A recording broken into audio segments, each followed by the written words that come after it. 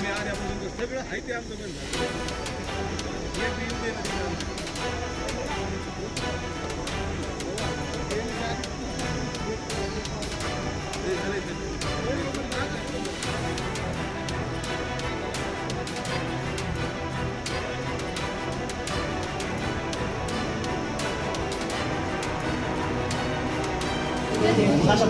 मध्ये तू त्याला सगळी मध्ये घेतली आता तू जगला तर काय होऊ दे येऊ मेला होतं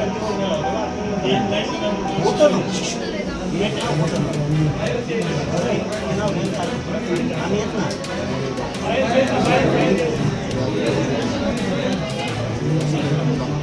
नाव घ्यायचं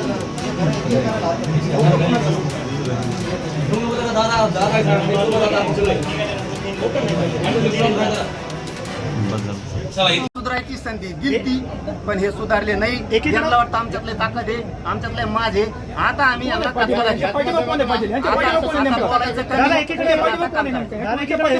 सांगितलं तुम्हाला, आता बोलायचं कमी, असं वाटतं आता करायचं जास्त. दादा असं वाटतं का की पालकमंत्र्यांचं वचक म्हणजे पकड कमी कमजोर झाली असं वाटतं का जिल्ह्यावर? आणि पकड होती का? पकडच नाही त्यांजवळ. ते चिमटे पकडी पकड जर असती तर पहिले आरोपी संतोष भायाच्या प्रकरणातले सुटलेच नसते. 6 आरोपी कसं काय झाले? ते जर झाले असते तर हे लोकांना, आमच्या समाजाच्या लोकांना बघावं लागलं नसतं.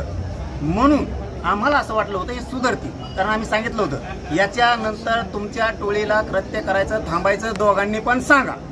मला वाटतं बहुतेक सांगितलं नाही, त्यांनी मोकाट सोडले असा अंदाज दिसतोय. आता मोकाटाचा बंदोबस्त कसा करायचा ना, मराठ्यांच्या अवलादीला माहिती. फक्त आम्ही एकदा सांगतो त्यांना, आता आमच्या लोकांना, कारण त्यांनी आम्हाला उद्या म्हणून नाही काय विदारक आणि भयानक परिस्थिती झाली डोळ्यानं बघू सुद्धा नाही, कारण तितकं वाईट आम्ही करू शकतो. आमच्या पोरं म्हणणार दादांचा दौरा आहे, आपण त्यांना भेटणार का? आपण त्यांना भेटायला काय राष्ट्रपती या संदर्भामध्ये काय करायचं? त्यांना भेटून त्यांना फक्त लोकांचे, अरे त्यांना निवडून येऊन टाइम लागतो, तुम्हाला माहित नाही राव. त्यांना फक्त मराठी निवडून येऊच लागतं. एकदा अंगावर गुलाल पडला की कोपराने लोटली ही त्यांची सिस्टम. आम्ही ते घडलं त्या दिवशी त्यांच्या लोकांना फोन केला होता, पण त्यांना वेळ नाही आहे गोरगरीब मराठ्यांचं काम करायला.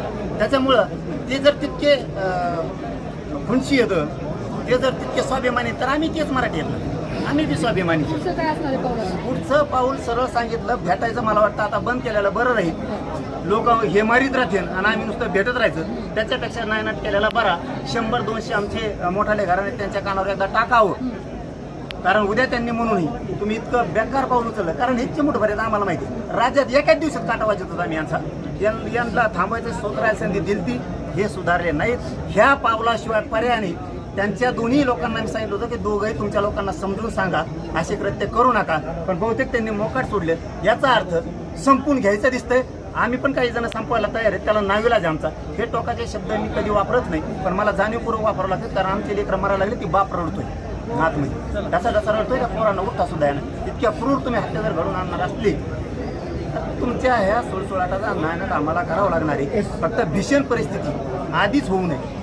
भयावह खूपच विदारक परिस्थिती झाली हो, डोळ्याने बघवत सुद्धा नाही असं आमच्या काही लोकांना वाटू नये म्हणून त्यांच्या कानावर आम्हाला टाकणं एकदा गरजेचं आहे मला वाटलं. म्हणून बीड जिल्ह्यातल्या मला बीड जिल्ह्यातल्या आमच्या प्रमुखाला एकदा सांगून द्या. सांगायचं नव्हतं, पण ते उद्या त्याला काय असतं, त्यांना लेख आहे आपला असं वाटलं पाहिजे म्हणून त्यांच्या कानावर टाकणं गरजेचं आहे. हे थांबावं लागणार आहे. आता बहुतेक थांबत नाहीत. पुन्हा सांगतो, आम्हाला वाटलं होतं संतोष भाईच्या नंतर हे सुधारतील, पण हे सुधारले नाही.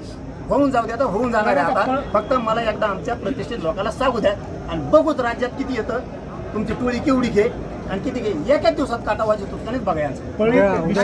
अधिकारीच नेमायची वेळ आली का? सकाळी खासदार भेटून गेले, खासदारांनी अशी प्रतिक्रिया दिली की पळी एक SP लेवलचा वेगळा अधिकारी पळीसाठी असतो. सगळे बदलणंच गरजेचं. एक बदले 2 बदले SP साहेब खाली सांगितल्याबरोबर त्या दिवशी ॲक्शन घेतली, आरोपी पण पकडले, गुन्हे पण सगळे दाखल केले. पुढच्याही काळात ते करतील. कलेक्टर साहेबांनाही मी बोलणार आहे, आता SP साहेबांनाही पुन्हा बोलणार आहे की त्यात गेलेच पाहिजे. त्या दिवसाचं चांगलं काम केलं त्यांनी, ताबडतोब आरोपी पकडले, त्यांना फरार व्हायला जागा मिळाली नाही. पण चुकीद आहे, संतोष भाईच्या प्रकरणात जर ते 50-60 जण आरोपी केले असते तर हे मागं काड्या करायला राहिले नसते. आणि आता हे सरकार मला वाटतं थांबवत नाही आणि त्यांचे 2 लोक आहेत हे सुद्धा बहुतेक त्यांना समजून सांगत नाहीत, तर मग त्यांना जी दिवस उगवायला नको होता तो दिवस त्यांना उगवायचा वाटतो. धन्यवाद.